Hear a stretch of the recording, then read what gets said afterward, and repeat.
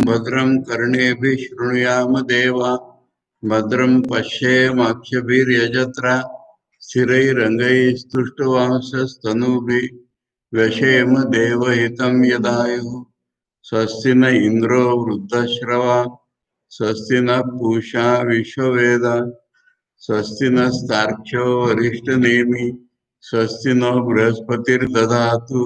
ओम शांति शांति शांति। गौड़पादी मांडुक्य कारिका के वैतथ्य प्रकरण में 32वीं कारिका का शंकर भाष्य हमें पढ़ना है। एक बार एक कारिका पढ़ के दोबारा शुरू करते हैं।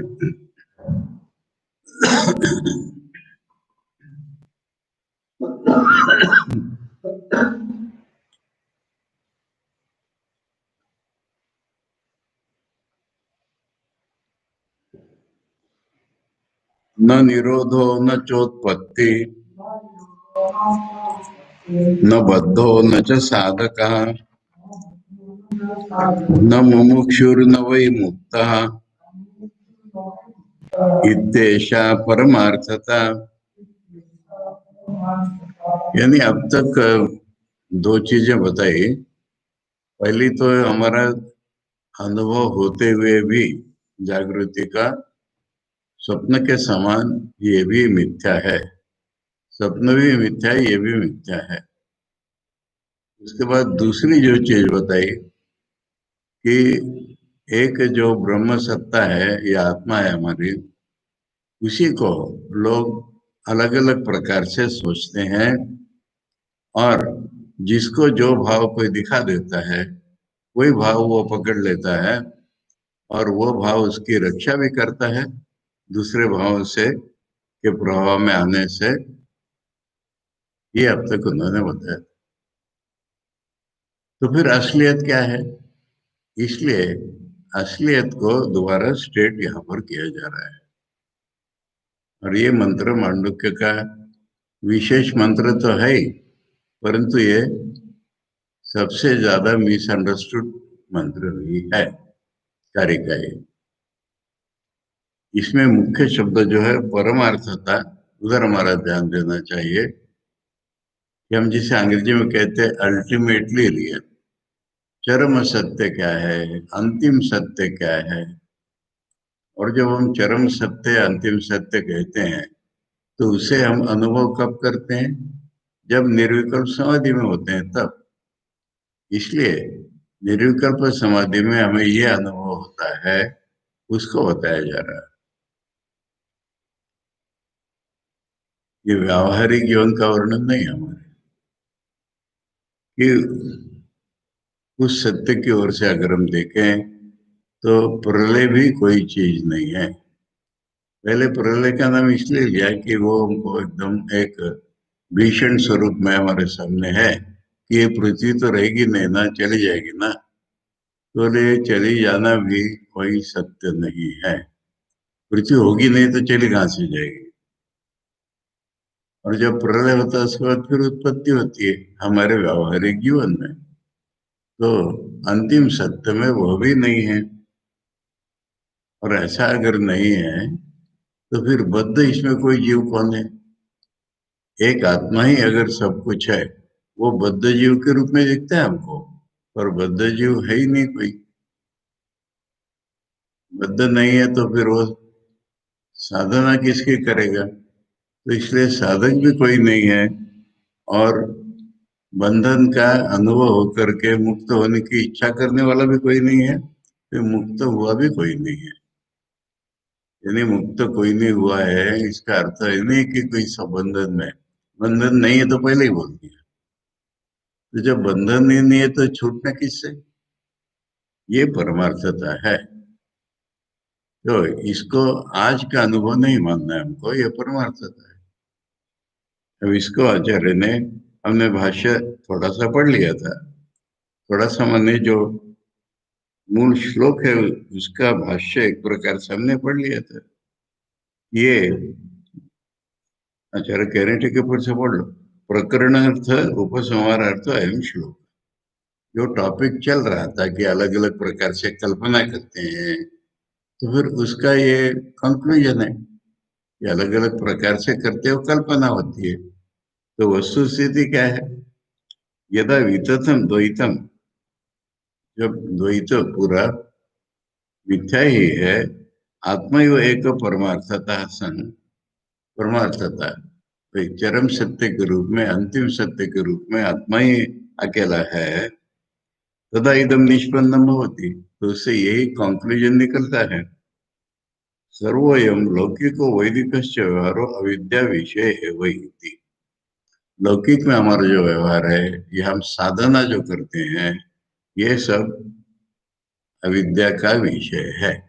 माने मिथ्या ज्ञान में ही ये लौकिक व्यवहार है, मिथ्या ज्ञान में ही ये साधना है मुक्त होने की, ये वेती तथा। इसलिए असलियत को एक बार याद जरूर कर लेना चाहिए, नहीं तो हम साधना ही भूल करेंगे। साधना करके हमको कुछ पाना नहीं अपने से अलग, हम भी नहीं है, पाना भी नहीं है, इसको अनुभव करना ही साधना है। इसलिए किस चीज को हमको अल्टीमेटली अंततोगत्वा अनुभव करना है, इसका दृश्य हमारे सामने होना चाहिए। उसके लिए प्रकरणार्थ उपसंहारार्थ कारिका है। न निरोधा, आचार्य करे निरोधनम निरोधा प्रलय, निरोध नहीं है माने प्रलय नहीं है, उत्पत्ति जननम सृष्टि भी नहीं है, या हमारा जन्म भी नहीं हुआ है। बद्धा संसारी जीव, जो संसारी जीव क्यों बोला है? जिसमें जीवत्व प्रतीत हो रहा है, वो संक्रमण करता रहता है पुनर्जन्म बार बार, उसको बद्ध कहा है। बद्ध माने बार बार जन्म लेने के, इससे बद्ध है वो। उसका बद्ध क्या बंधन है कि बार बार जन्म लेना पड़ता है उसको, और ऐसा कोई है ही नहीं। साधका साधनवान मोक्ष से, जो मोक्ष के लिए साधना करता है उसका नाम साधक है, वो भी नहीं है कोई। मुमुक्षु और मोचनार्थी, जो मुक्त होने की इच्छा करता है वो मुमुक्षु कहलाता है। मुक्तो विमुक्त बंधा, जिसके बंधन चले गए वो मुक्त है, तो बंधन ही नहीं है, कोई है ही नहीं। तो उत्पत्ति प्रलय और अभाव, जब उत्पत्ति ही नहीं हुई, आचार्य ने क्रम उसका बदल के बता दिया, जब उत्पत्ति नहीं हुई और प्रलय ही नहीं होगा, तो फिर बद्धादयो न संति, फिर ये बद्धम साधक मोक्ष मुक्त ये भी नहीं। इति ऐसा परमार्थता, ये हमारी असलियत है, यही अंतिम सत्य है। उसको याद रख के हमें साधना करनी है, उसको याद रख के हमारे सारे जगत का व्यवहार हमको देखना है। कैसे नहीं है उत्पत्ति प्रलय का अभाव? ये आचार्य अब समझा रहे। कथम उत्पत्ति प्रलय और अभाव इति उच्यते, द्वैतस्य असत्यता। जहाँ द्वैत है अनुभव में हमारे, वही तो मिथ्या है। इसलिए फिर उत्पत्ति स्थिति प्रलय इसका सवाल नहीं आता है। एक आत्मा ही अगर सब जगह है, तो उत्पत्ति क्या है?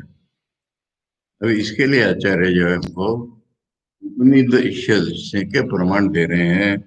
यत्र ही द्वैतम इव भवति, यानी इस दुनिया का वर्णन करते में बृहदारण्यक ने कहा, यहाँ द्वैत जैसा दिखाई पड़ता है पर द्वैत नहीं है।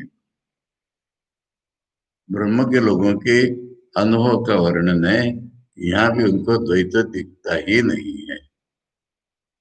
ये नाने वो पश्यति, मृत्यु से मृत्यु गच्छति, जो यहाँ विभिन्नता देख, विभिन्नता जैसी देखता है, विभिन्नता ही नहीं है। आत्मा एवं इदम सर्वम, जो भी कुछ हम देख रहे हैं सुन रहे हैं, सब आत्मा ही है, देखने वाला और दिखाई देने वाली चीज। ब्रह्म एवं इदम सर्वम, दूसरे उपनिषद में बोला है ब्रह्म ही सब कुछ है। एकमेव अद्वितीय, एक ही है, जिसको छोड़ करके दूसरा तीसरा चौथा जो दिखता है, वो एक के ही रूप में।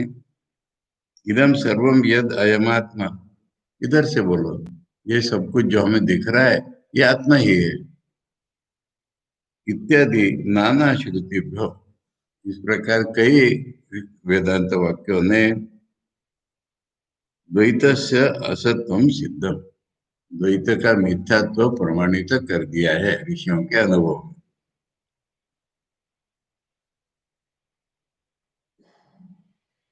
सतो ही उत्पत्ति प्रलय वा स्यात्, अगर कोई वस्तु रियल हो तो हम पूछेंगे इसकी उत्पत्ति कहाँ से हुई और प्रलय कैसे होता है। ना असत है, जो है ही नहीं वस्तु, उसकी उत्पत्ति प्रलय क्या। उदाहरण दिया शेष विषाणादि, खरगोश का सींग होता ही नहीं है, उसके बारे में क्या पूछेंगे कहाँ से आता है। आदि इस प्रकार की जो भी चीजें हैं, जो क्या उदाहरण है, वदतो व्याघात कहते हैं, यानी खाली शब्द है, उसका अर्थ ही कोई नहीं निकल रहा।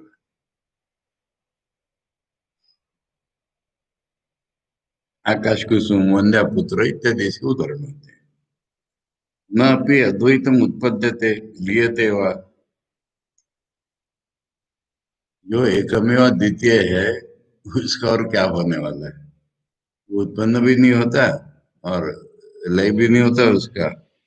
अद्वयम च उत्पत्ति प्रलय च इति विप्रतिषिद्धम, उसको कहेंगे कि अद्वय है, उसकी उत्पत्ति प्रलय भी है, तो ये तो स्वविरोधी हो जाएगा।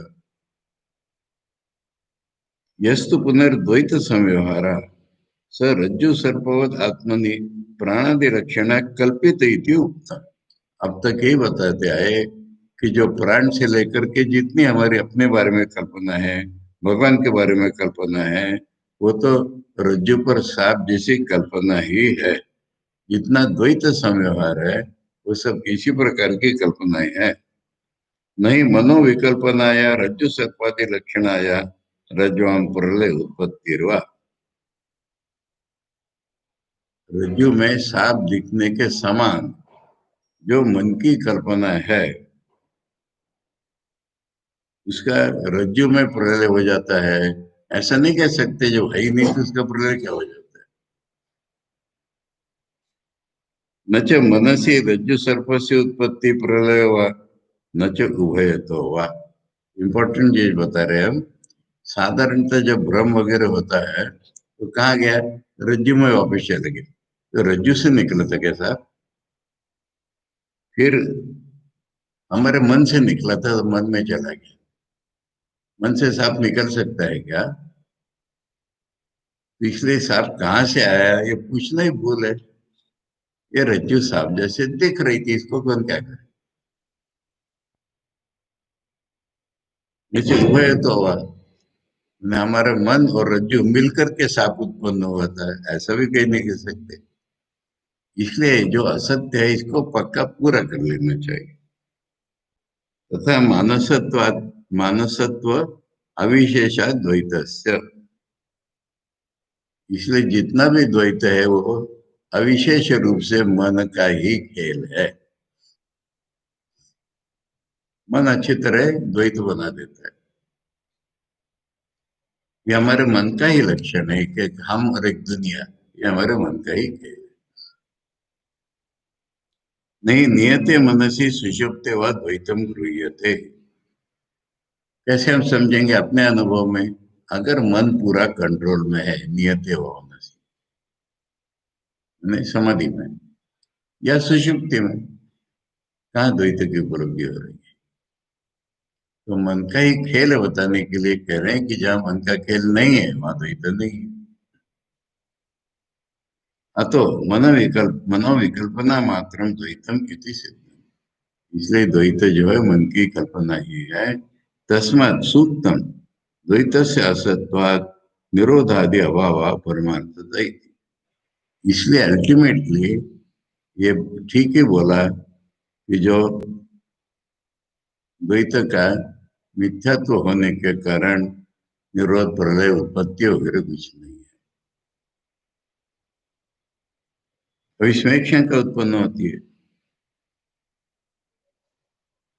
यदा यदि एवं द्वैत अभावे शास्त्र व्यापारो न अद्वैते विरोधा, शास्त्र सिखाते हैं ना हमको, अगर द्वैत नहीं है तो क्या अद्वैत में शास्त्र कुछ सिखाएगा? शास्त्र भी अलग नहीं हुआ फिर हमसे, फिर सिखाएगा क्या? ये तो विरोध हो गया। आपने ही कहा था कि अद्वैत के सामने वाक्य से विरोध हो जाता है, तो शास्त्र कहाँ से आया फिर? तथा च सति द्वैतस्य वस्तुत्वे प्रमाणाभावात् शून्यवाद प्रसंगा द्वैतस्य च अभावात्। फिर क्या हुआ? तथा च सति, अद्वैत को बताने वाला फिर कौन है? अगर जैसे हो रहा है ये द्वैत का अभाव है, तो शास्त्र के अद्वैत में लगता है क्या? फिर शास्त्र का अभाव है, तो फिर अद्वैत कौन बता रहा है? इसलिए शून्य ही निकला। द्वैत भी नहीं है तो अद्वैत भी नहीं है, अद्वैत को बताने वाला कोई नहीं रहा। ये स्वामी जी ने हमको ज्ञान योग में समझाया है कि अगर खाली रीजन चले तुम्हारी तो ऐसी ही चले, रीजन जो है शून्यवाद तक ही पहुंचेगी, क्योंकि द्वैत तो अभाव है ही, अद्वैत को सिखाने वाला कोई नहीं है, तो फिर शून्य ही रहेगा ना। ऐसी बात नहीं है। रज्जु सर्पादि विकल्पनाया निरास्पदत्व अनुभव, कॉमन सेंस लॉजिक लगाओ तेरे, कि कोई भी चीज हम कहते हैं कि ये मिथ्या है, तो कुछ कुछ चीज है ना जो ऐसी दिख रही है, इसको तो सोचो। मिथ्या ही चीज कह रहे हो तो कोई चीज है ना जो ऐसी दिख रही है। रज्जु सर्पादि उदाहरण लेकर के कि रज्जु में सांप दिख रहा है, तो रज्जु तो है ना। निरास्पदत्व मैंने बिना किसी आधार के ऐसा कुछ विकल्प नहीं दिखता है। इति प्रत्युत्तम एतत्, इसलिए पहले ये कई बार समझा भी दिया है आचार्य ने। कथम उज्जीवयसी इत्या, उसको फिर क्यों निकाल रहे हो? मैंने इस अल्टीमेट का वर्णन करने के बाद ये शंका दोबारा आ गई है कि शून्यवाद हो गया क्या फिर? कुछ भी नहीं है तो शून्यवाद हो गया क्या? मैंने अब तक हम शास्त्र को रियल मान रहे हैं, अप्रत्यक्ष रूप से द्वैत को मान रहे हैं फिर। आचार्य ने समझा दिया गौड़पद ने, कह रहे जब तक है तब तक है, ज्ञाते द्वैतम न विद्यते। तो परंतु ये ऐसा लगता है, आचार्य कह इसका जवाब हो चुका है ना। रज्जुरपि सर्प विकल्प से आस्पद भूता विकल्पिता एव इति दृष्टांत अनुपपत्ति। माने जैसे सर्प विकल्प मिथ्या है, वैसे रज्जु भी मिथ्या है। तो फिर आपके पास उदाहरण ही कहाँ है बताने के लिए? द्वैत का मिथ्या तो बताने के लिए आप लोग जो उदाहरण दे रहे हैं, उसमें आधार भी मिथ्या है, तो फिर उदाहरण क्या है आपके पास?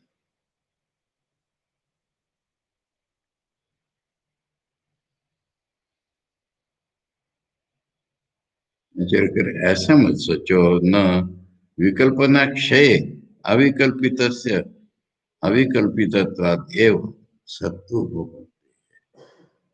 इसका एक ही जवाब है कि सर पर निकल जाने दो, फिर रज्जु ही दिखते हैं तुमको। जवाब है उसका। वो जो मिथ्या है वो अगर निकल गया तो जो है वो पता चलेगा तुमको। उसके बिना बातें क्या कर रहे हो? रज्जु सर्पवत असत्यम इति चेत, ने वही सर्प, रज्जु पे सर्प दिख रहा है, ऐसे रज्जु भी किसी दिख रही है तो नहीं? वो भी रज्जु सर्प के रूप में दिख रही थी ना। रज्जु भी अगर विकल्प है तो किसी की जगह दिख रही है ना, ये खत्म ही नहीं होगा। न एकांतेन अविकल्पितत्वात् अविकल्पित रज्जुवंशवत प्राक सर्प अभाव विज्ञान। जब सर्प इधर से लो माने सांप निकल जाएगा तो रज्जु दिखेगी, सांप नहीं दिख रहा था तब भी रज्जु दिख रही थी ना। इसलिए सांप निकल गया ऐसे रज्जु नहीं निकल जाएगी, क्योंकि रज्जु पहले भी दिख रही। विकल्प इतुश्च प्राग विकल्पना उत्पत्ति सिद्धत्वात्। और ये सबसे बड़ा आर्ग्यूमेंट है। तुम विकल्पना कर रहे हो तो फिर तुम थे कि नहीं? विकल्पना जब हमने मान ली तब विकल्पना करने वाला सवाल ही पूछा था पहले कि विकल्पना करने वाला कौन है? आत्मादेव है। तो फिर ये सवाल रहता है ना, उसको क्यों कैसे तुम मना करते हो? सब शून्य है तो ये सब शून्य अनुभव किसको है? वो है ना। ये जवाब।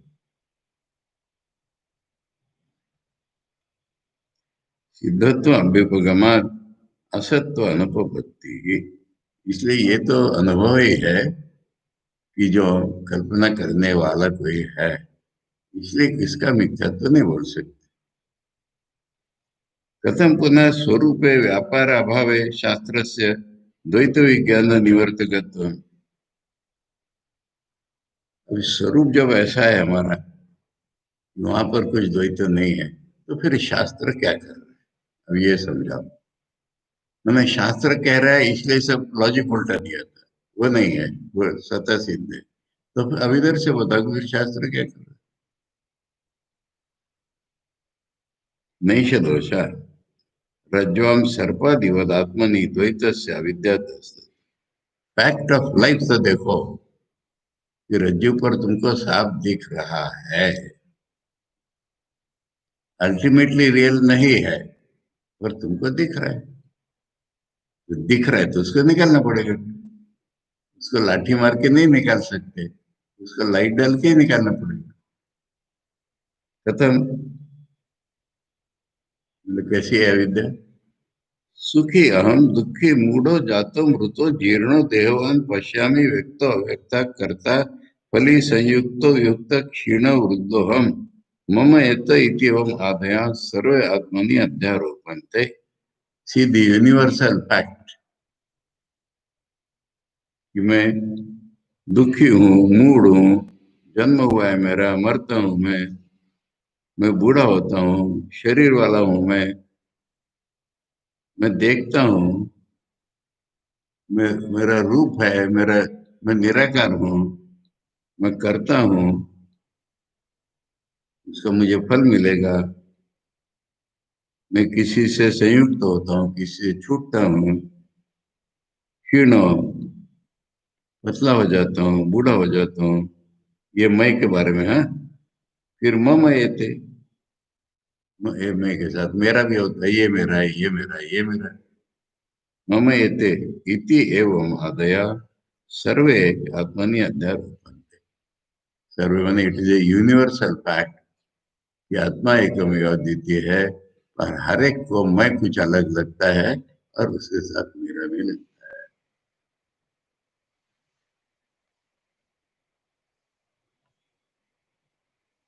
आत्मा एतेषु अनुगता सर्वत्र अभिव्यचार। तो इन सब में आत्मा नहीं बदला है, कल्पना बदलती चलेगी। मैं ऐसा हूं, मैं वैसा हूं ना, क्योंकि वही तो है ना कोई। वो सब में कांस्टेंट है तुम्हारे। यथा सर्प धारादि भेदेशु रज्जु, फिर वही रज्जु सांप जैसी दिख रही, रज्जु छेद जैसी दिख रही, रज्जु ही दिख रही।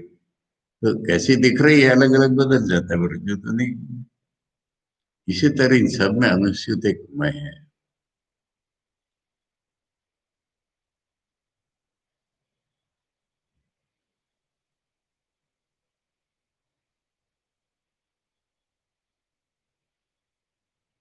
फिर पहले फिर तो पता चल गया मैं है। छात्र कहाँ से आया? फिर से यदा च एवं विशेष स्वरूप प्रत्यय से सिद्धत्वात् न कर्तव्य तुम शास्त्री। अब सादे लॉजिक से अगर हमको पता चल गया मैं है, तो फिर शास्त्र मैं है, पर मैं का स्वरूप नहीं पता चला। मैं तो कांस्टेंट है, और ये मैं बदलता हुआ दिख रहा है तुमको। जिसे तो मैं कह रहा हूँ वो बदलता रहता है, और उसके भीतर कोई कांस्टेंट में है। कौन है वो, क्या है, पता है कि तुमको? इसलिए मैं का विशेष ज्ञान या अनुभवात्मक ज्ञान नहीं है तुम, इसलिए शास्त्र है। शास्त्र का पर्पज मैं का अनुभव कराना, मैं की असलियत का। अकृत कर्तृत्व शास्त्र कृत अनुकारित्व अप्रमाणम।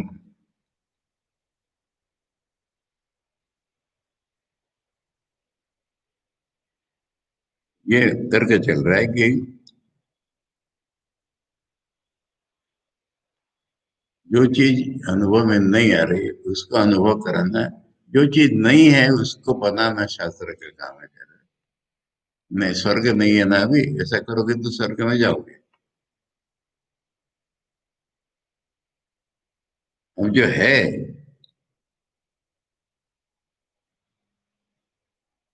सिद्ध वस्तु, उसका क्या शास्त्र प्रमाण बताएगा हमको?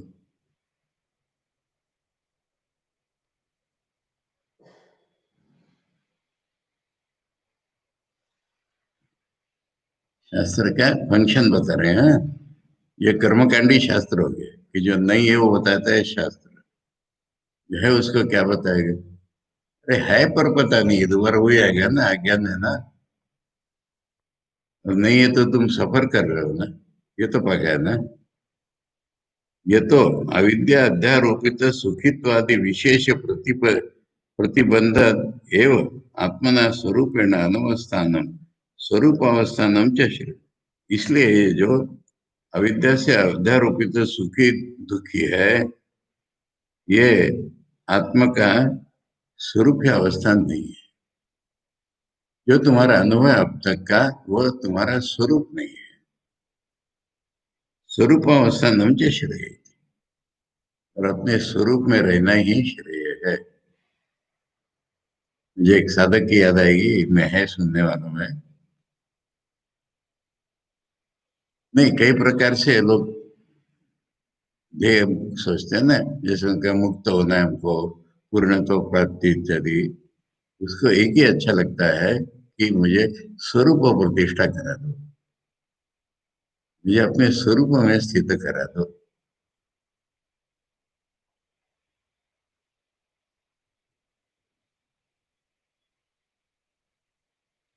तो स्वरूप में रहना ही श्रेय है ना। इति सुखित्वादि निर्वर्तकम शास्त्रम। इसलिए जो सुखी दुखी लग रहा है इसको निकालना शास्त्र का।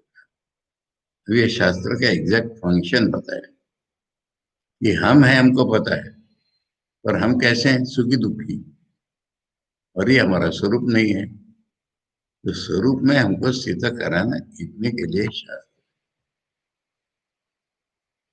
नई चीज बनाएगा नहीं शास्त्र। आत्मनि असुखित्वादि प्रत्यय करने न नीति नीति स्थूलादि वाक्य ही। आत्मा में जो असुखित्व माने दुखित्व आदि प्रत्यय जो हमें अनुभव हो रहा है, वो नीति नीति अस्थूल इत्यादि बता करके उसको निकालना है शास्त्र। देखो, इसको ऐसा हम वर्णन करेंगे सादी भाषा में कि हम कहते हैं कि शब्द नहीं है वर्णन करने के लिए। शब्द से जो हम वर्णन करते हैं फाइनाइट चीज का ही कर सकते हैं। इन्फिनिट उसका वर्णन कैसे करेंगे? ये नहीं है वो नहीं बता करेंगे।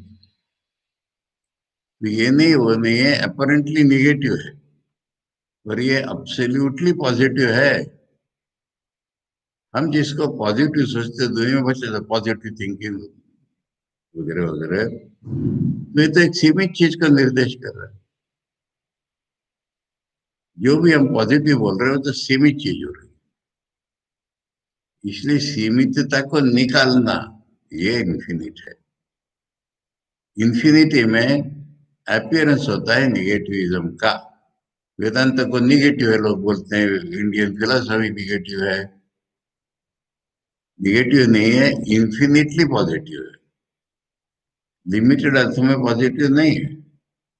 लिमिटेड अर्थ में जो पॉजिटिव है मरोगे तुम फिर। पर इन्फिनिट अर्थ में निगेटिव का प्रयोग करना पड़ता है कि मरने वाले तुम गलत हो, फिर न मरने वाले बचोगे ना, ऐसा।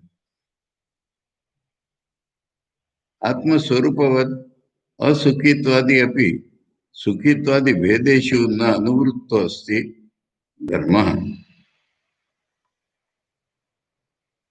आत्मा का स्वरूप सब में आ रहा है, अनुवृत्ति हो रही है उन्हें, किसी भी अनुभव में आत्मा तो है ही है। पर सुखी तो दुखी तो नहीं है, वो निकल जाना चाहिए। ये कोई भी धर्म अनुवृत्त नहीं है, मैं कंटिन्यूस नहीं आता है सब। सुखी हो तो दुखी नहीं हो, दुखी हो तो सुखी नहीं, पर आत्मा तो है ही है।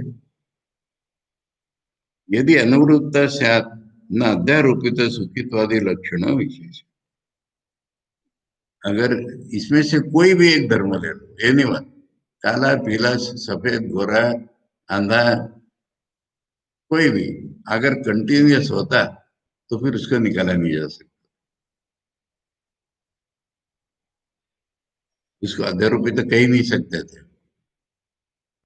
यथा उष्णत्व गुण विशेषवती अग्नौ शीतलता, अग्नि है, उष्णता उसकी व्याख्या ही है, उसको नहीं निकाल सकते अग्नि से। अग्नि को ठंडा नहीं बना सकते, ये शास्त्र नहीं करेगा। तस्मात् निर्विशेष एव आत्मनि सुखित्वादयो विशेषा कल्पिता। इसलिए जितने पर्टिकुलर्स अगर ना पॉजिटिव जिसको तुम कहते हो, वो पर्टिकुलर्स कल्पित हैं आत्मा में। यह तो असुखित्वादि शास्त्र शास्त्रम आत्मन तत्सुखित्वादि विशेष निवृत्त्यर्थम एवेति से।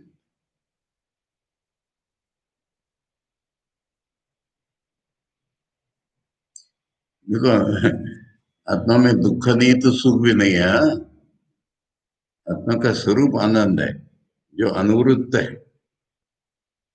इसलिए आत्मा में दुखी नहीं कहते हम, तो सुखी भी निकाल देते हैं तुम्हारे। बाहर के अनुभव सब निकाल देगा आत्मा तुम्हारे। तो इसीलिए कह रहे हैं कि द्वैत को ही बता रहे हैं। सिद्धम तो निवर्तकत्वात् इति आगमविदा सूत्रम। आगमविदों ने वेदों का अर्थ जो जानते हैं वो यही कहते हैं कि मिथ्या वस्तुओं का निवर्तन ये शास्त्र का काम।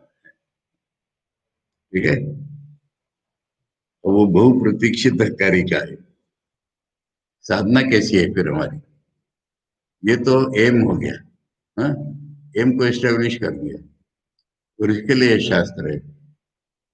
अब जो बताया था 35 प्रकार और अनंत प्रकार के दिया था, और वो उसको रक्षा करता है ये बोला था, दूसरे का प्रभाव नहीं होने देता, उनका साधना में क्या स्थान है।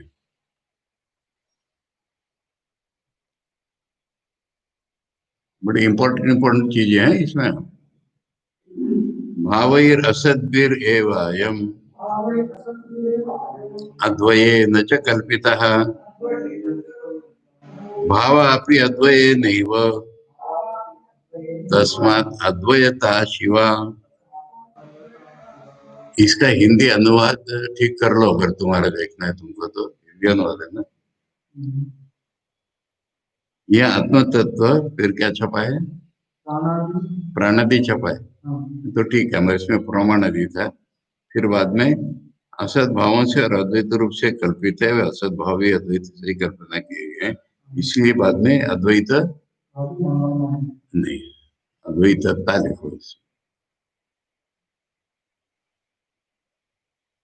उनको ये कहने ही नहीं, फिर तो गौड़पाद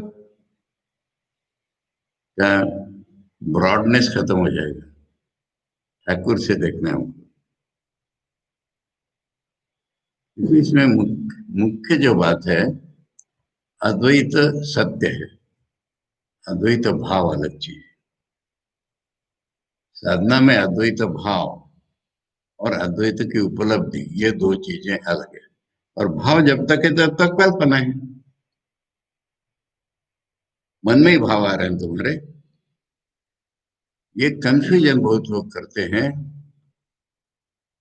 ठाकुर ने कहा है कि ऋषियों का शांत भाव था, उपलब्धि अद्वैत की हुई है ना उनको। बहुत से लोग पूछ रहे कि भाव के भीतर से सुनने वालों में भी है। भाव के भीतर से अद्वैत की उपलब्धि कैसे होगी? उसका ये जवाब है श्लोक,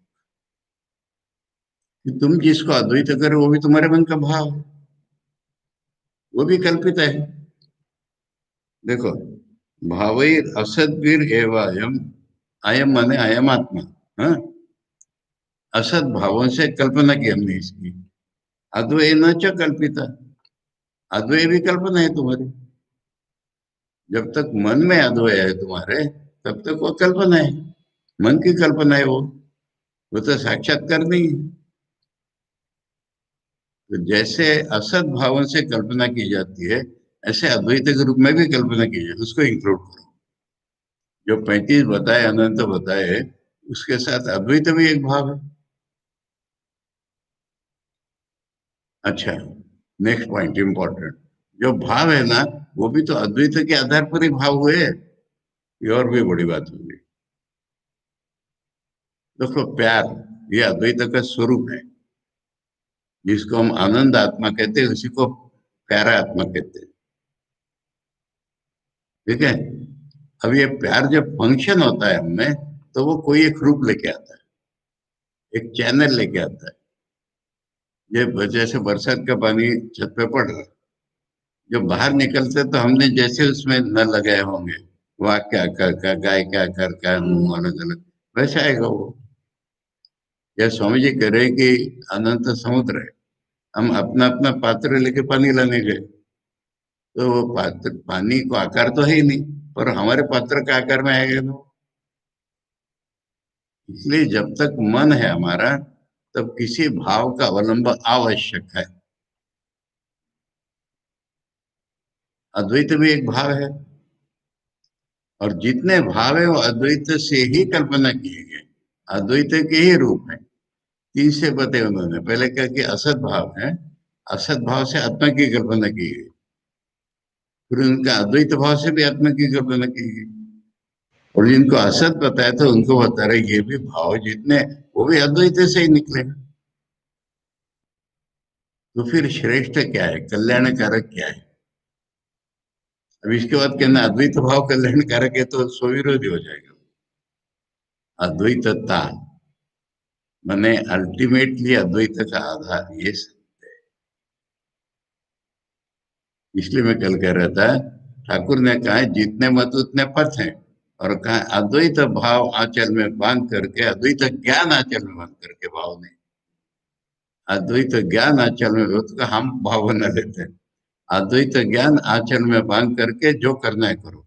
जो करना है मैंने चोरी मारी नहीं कह रहे ठाकुर, किसी भी प्रकार की साधना करो, अद्वैत भाव बेसिक में मान लो। मान लो मैंने विश्वास में मान लो, अभी तक जैसे समझाया ऐसे समझ लो। फिर तुम्हें जिस भाव की साधना करनी है करो। और ये ठाकुर ने अपने जीवन में करके दिखाया।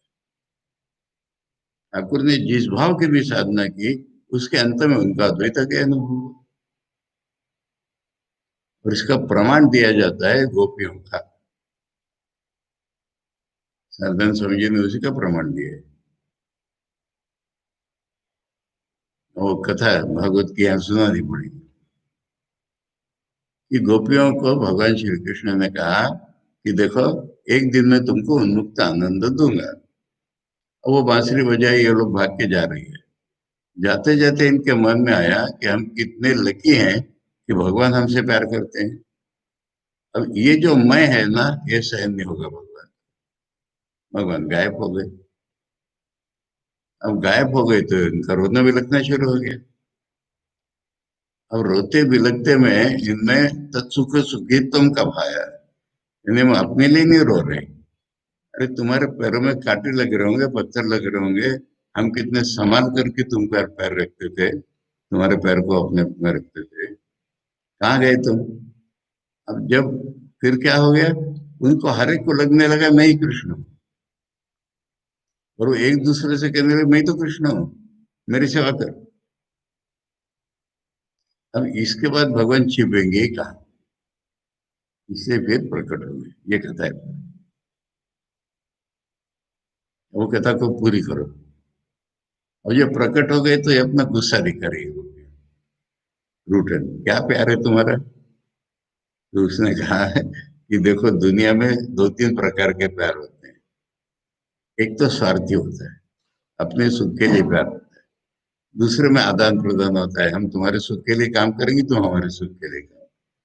तीसरा निस्वार्थ होता है, जैसे माँ का पुत्रों के प्रति। मेरा एक भी नहीं है इसमें। दुनिया में तीन प्रकार होता है। मेरा प्यार कैसा है? मुझसे कोई प्यार करेगा मैं उसको कष्ट दूंगा, सीधी बात। जो उसका मैं खत्म हो जाएगा तब मिलेगा। ये जवाब है। अब हिम्मत है तो करो। हिम्मत है माने मुझसे प्यार करोगे तो मैं कष्ट दूंगा, ये मेरा प्यार है। और फिर उस कष्ट के आधार पर उसका मैं खत्म हो जाएगा। फिर तो मेरी प्राप्ति अपने आप है ना, ये सवाल है। मुझे प्राप्त क्या करना है?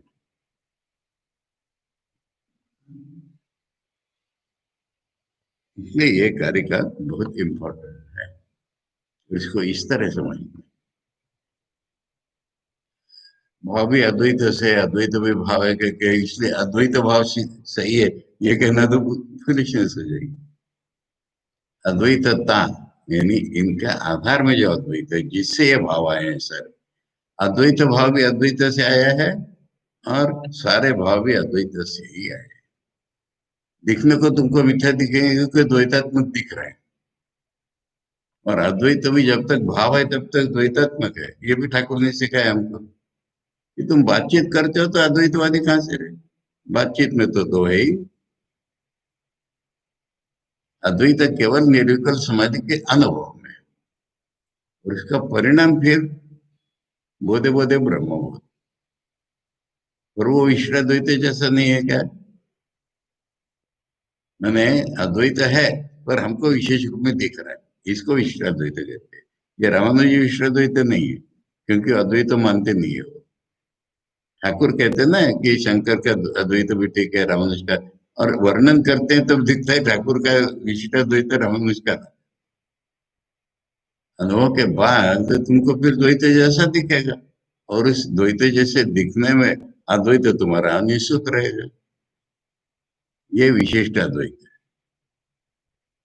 इसलिए ये ठाकुर की बात यहाँ मान के मैं गौरपाद जी हमको बता रहा। इसलिए तीसरी कार्य का आफ्टर दैट न निरोधो न चतपति समझा करके फिर साधना की बात यहाँ आई। पहले इतने भाव बता दिए, अनंत भावें कह दिया। फिर कह दिया ये सारे कल्पित हैं। फिर कह दिया जो जिसको सिखाता है वो धारण करता है, गुरु। और फिर कह रहे हैं कि अल्टीमेटली तो एक भी इसमें से सत्य है ही नहीं। फिर हम इनको क्या करें साधना में? साधना में तुम्हारे मन को सुटेबल जो हो वो ले लो, और तुम ले लो नहीं। ये भी एक बात बताऊंगा। अरे गुरु ने किया तो वो ले रहे ना, या उनको वो सुटेबल लगा था वो ले रहे ना। अब मैं इसकी भी थोड़ी सी बात कर लूं साधना में। उदाहरण देके बताता हूँ। एक उदाहरण मैंने कई बार बताया तुम लोग को। बेचारे अभी बहुत बीमार पड़े हुए हैं।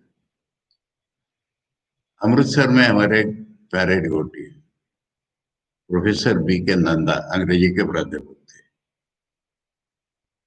मैं अपनी बात नहीं कहना चाह रहा हूँ, पर मैं इंस्टिंक्टिवली उनको पहले दिन से डैडी कहता।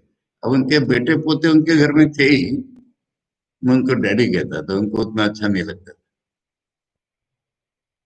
वो कहते थे कि मेरा भाव क्या है कि ठाकुर मेरे पिता है, मैं उनका बच्चा हूँ। अब एक दिन रात में उनको स्वप्न हुआ, और स्वप्न इतना विविड हुआ, मैंने उसका स्वप्न कहा नहीं जा सकता, इतना रियल लगा कि मुझे नेक्स्ट डे उन्होंने लंबा चिट्ठी लिख करके वो स्वप्न सुनाया। स्वप्न में उनको दिखा कि ठाकुर छोटे बच्चे पालने में झूल रहे हैं, और ये बाप ये उनको उठा करके कंधे पर खुशी से घर भर में। ये स्वप्न जनता में बेकार आपको डैडी कहता था क्या? इसलिए भाव हमको ऊपर के मन से समझ में नहीं आता, ये भी बात है। मेरा भाव ये है, मेरा भाव ये है कि नहीं, गलत हो जाता। और इसलिए मैं और आगे साधना में बताऊंगा। और इसीलिए वैष्णव ने शांत भाव को पहले बताया। देखो, मन का भाव और हृदय का भाव ऐसा फर्क करो। जो मन में भाव तरंग रहे हैं ना, ये तो जागतिक भाव है। अब इसको मैं दूसरी तरह से करूंगा। ठाकुर डिसाइड करते हैं कि वो तुम्हारे में किस प्रकार से आएंगे, तुम नहीं डिसाइड। ये उनका भाव है, उनका दिया हुआ भाव। खाली गुरुओं ने दिया नहीं, गुरु ने कहाँ से दिया? ठाकुर ने दिया ये भाव। हर एक का अपना भाव ठाकुर ने दिया है।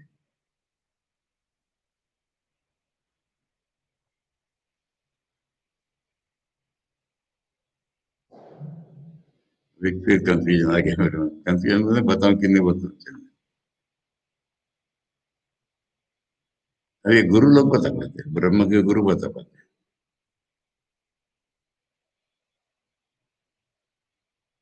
मेरे गुरु जी ने मुझे बताया था कि ये कोई भी भाव तुझे पसंद नहीं है। मैं कुछ नहीं कह रहा हूँ, खुद ही कह रहा हूँ। पसंद नहीं है, मैं अपनी भाषा में बोल रहा हूँ। तेरा भाव क्या बताऊं? गुरु जी कहते हैं, ठाकुर मेरे बीइंग है, ये सोचने पे तुझे खुशी होती। ये तो बृहदारण्य का मैं हमेशा देता रहता हूँ ना, कि कैसी उपासना करो, ठाकुर मेरी आत्मा है। अब बृहदारण्य तो बोला, इसमें सारे भावों का समावेश हो गया। आत्मा है, पहचान लिया तो सब भावों का समावेश हो गया उसमें। और कह रहे हैं कि अच्छा, आत्मा की कुछ तो क्वालिटी बता पकड़ने के लिए। बोले, आत्मा ही प्यारा है। खैर, तो भाव कोई खुद धारण नहीं कर सकता। और लोगों की देखा देखी भी नहीं होता। जैसे मीरा भाई है राजस्थान की, और राजस्थान में या तो शक्ति की वर्शिप है, मालूम है ना? अरे, सिंह नाम का क्या अर्थ है? सिंह नाम कहाँ है? पंजाब में और राजस्थान में, है ना? हाँ। सिंह तो उसका अपभ्रंश है, सिंह है वो। वे सिंह क्या है? देवी का वाहन।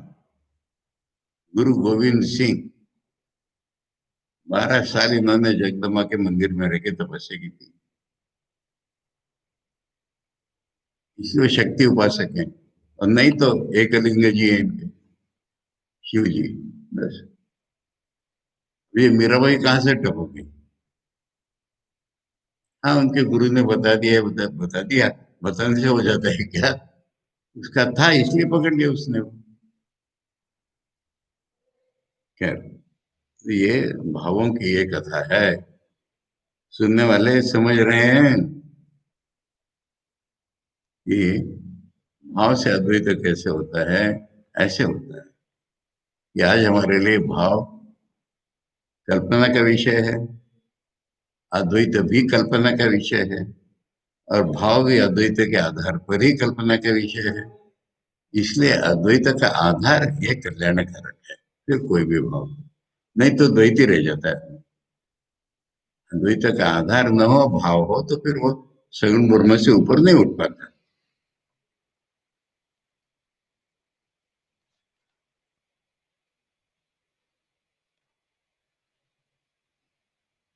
पूर्व श्लोकार्थ से हेतु मार, कह रहे, ये जो नव निरोध न चौत्पत्ति होता है ना, इसी का हेतु बताया जा रहा है। इसकी उपलब्धि का साधन ही बोलो ना। यथा रज्ज्वाम असद्भि सर्पधारादिभिर अद्वयेन च रज्जुद्रव्येण सता अयं सर्प एवं धारा दंडो अयम् इति वा रज्जुद्रव्यमेव कल्प्यते। मैंने अभी रज्जु दिखी नहीं हमको, तो हम कोई कहते हैं सर्प है, धारा है, कोई कहते हैं रज्जु है। नहीं, रज्जु निश्चय नहीं हुआ है। पर रज्जु सांप जैसी दिखेगी, रज्जु रज्जु जैसी नहीं दिखेगी क्या? किसी को रज्जु जैसी दिख रही है, तो ये सारी कल्पना ही है। अब वो उससे टैली हुई इसलिए उसको हम सत्य कल्पना कह रहे हैं, बाकी टैली नहीं हुई तो इसलिए मिथ्या कह रहे हैं। पर है तो कल्पना ही। एवं देखो, इस भाष्य का ऐसा अर्थ करूंगा। सर्पोयम धारा दंडो अयमिति वा रज्जु द्रव्यमेव कल्प्यते। कहते हैं ना, एवं प्राणादिभिर अनंतैर असद्भिर एव अविद्यमाने न परमार्थता नहीं अप्रचलित मनसी कश्चित भाव उपलक्षितुम शक्यते केनचित। मन अगर हिल ही नहीं रहा है तो भाव नहीं उत्पन्न होते।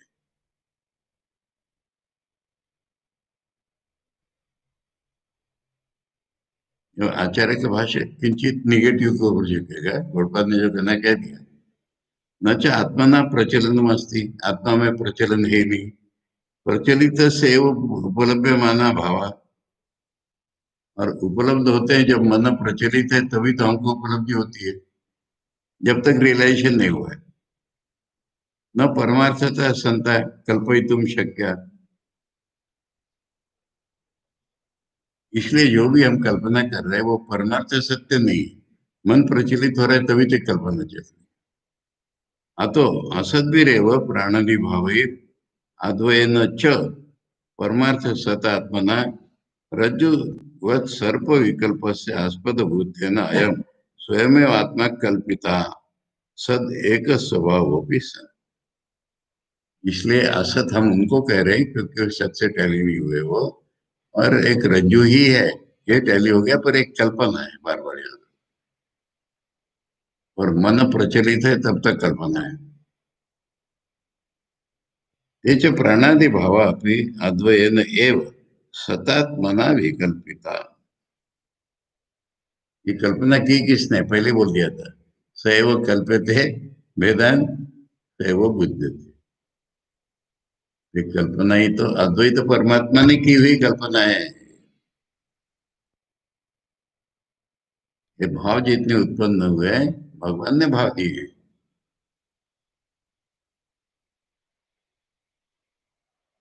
नहीं निरास्पदा काचित कल्पना उपलब्ध है, कल्पना के लिए भी आस्पद लगता है।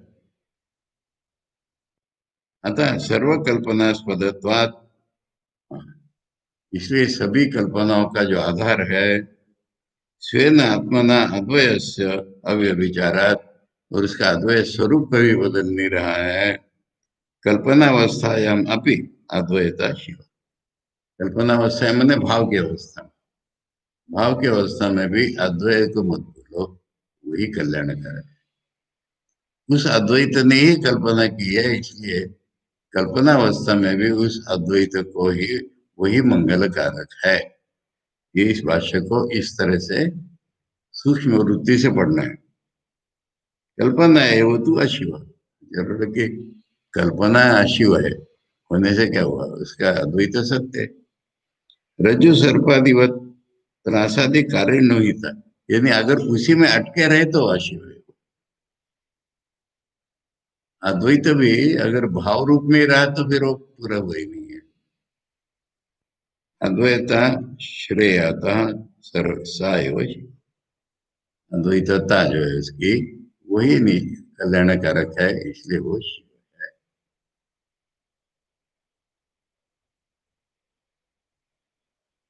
ठीक है।